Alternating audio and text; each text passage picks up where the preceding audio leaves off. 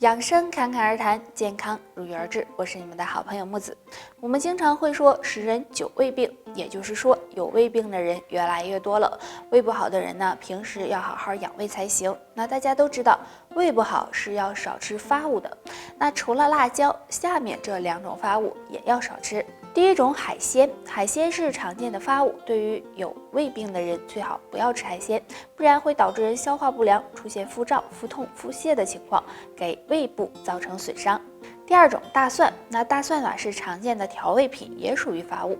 那有胃病的人最好也不要吃大蒜，因为大蒜呢会给胃黏膜造成损伤，加重胃病症状，不利于身体的健康哦。所以有胃病的人平时饮食一定要多注意，最好呢以清淡为主，还有平时要多养胃，建议大家可以用丁香叶泡水喝。丁香中含有丁香油和丁香酚等成分，具有暖胃养胃、保护胃黏膜的作用，可以预防胃啊。昨天你说下班去拔罐，你去了吗？去了，下班就去了。最近呀，湿气比较重，这脾胃呢也有点不好。那拔完罐咋样啊？感觉好点没？我这呀才拔了1次，好像没什么效果。那得再去。我再去刮刮痧吧。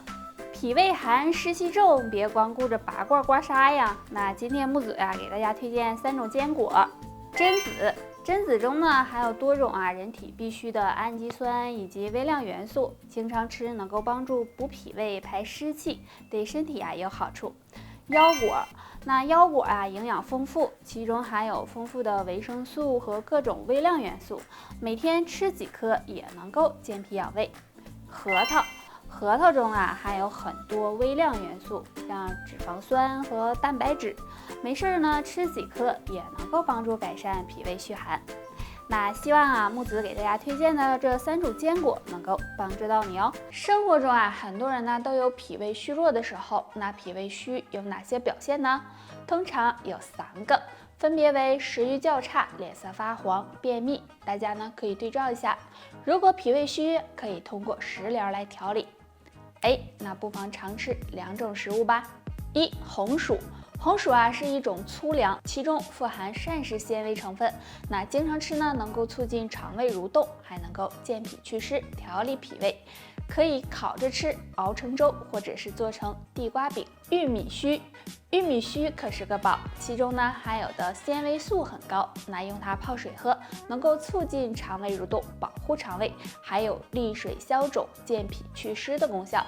那经常喝，脸色也会变得红润。脾胃虚的人，记住少吃2物，多喝一水，脾胃慢慢强壮起来。少吃辛辣的食物，经常吃辛辣刺激的食物，容易给胃黏膜造成损伤，对脾胃健康不利，所以脾胃虚的人要少吃，这样脾胃会感谢你。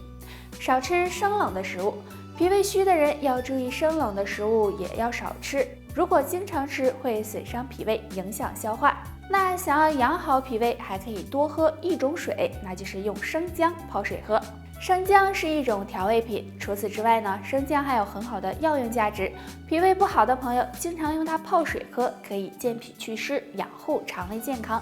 如果能搭配一些蜂蜜，健脾效果会更好。出汗是一种很正常的现象，但是有些人会发现自己的手脚心会经常出汗，其实这可能是脾胃虚的表现。那脾胃虚弱该怎么办呢？可以做好下面2件事，有助脾胃健康哦。第1件事，注意饮食。很多人脾胃不好跟饮食有很大关系，比如吃很多寒凉食物就可能会引起脾胃虚弱。那么也可以通过食疗来调理，多吃健脾养胃的食物，比如南瓜、胡萝卜、菠菜等等。第2件事，多运动。运动可以提高身体的抵抗力、免疫力，促进人体新陈代谢，对提高脾胃功能有帮助。那给大家推荐一个简单的动作，就是用脚趾抓地，坐着站着都行，双脚踩在地上，然后紧紧的用脚趾抓地，放松，这样反复的做5分钟。这个动作能够刺激到小腿的脾经，有很好的健脾养胃的效果。如果你总是脸色发黄，还总没食欲，这可能是脾胃虚、气血不足惹的祸。那我们平时就要好好的调理脾胃了。那今天木子教大家一个小动作，大家可以跟我一起来做一下哦。大家呢可以坐在椅子上，腰背挺直，然后抬起双脚，这样相互的碰撞，碰的时候最好是光脚，这样每次碰3到5分钟。这样碰脚可以刺激到脚部内侧的太白穴和公孙穴，这2个穴位是脾经上的穴位，有很好的健脾补脾、补足气血的作用，可以每天早晚都碰一次。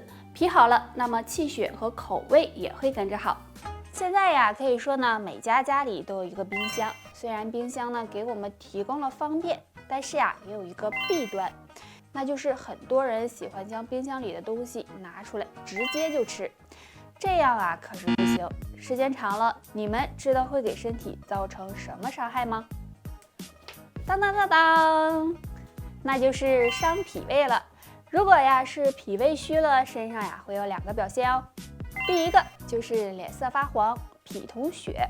如果脾虚了，气血不足，就会出现脸色发黄，而且头发也总是油腻腻的。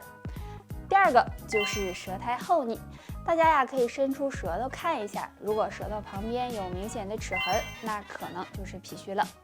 那脾胃虚呀，可以多吃健脾的食物，比如山药。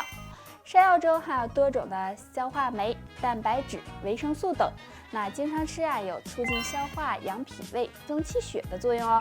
山药呢，还可以和红枣一起搭配，效果会更好。气血是生活中常见的一种现象，那女人只有气血充足，才能拥有健康和好的气色。所以当贫血时，要及时的补血。下面给大家推荐2种食物。第一种，桑葚。桑葚是一种很好吃的水果，有补血果的称号。它里面含有大量的铁元素和维生素 C， 不仅可以帮助活血补血，还有美容养颜的功效哦。所以经常吃桑葚能改善贫血。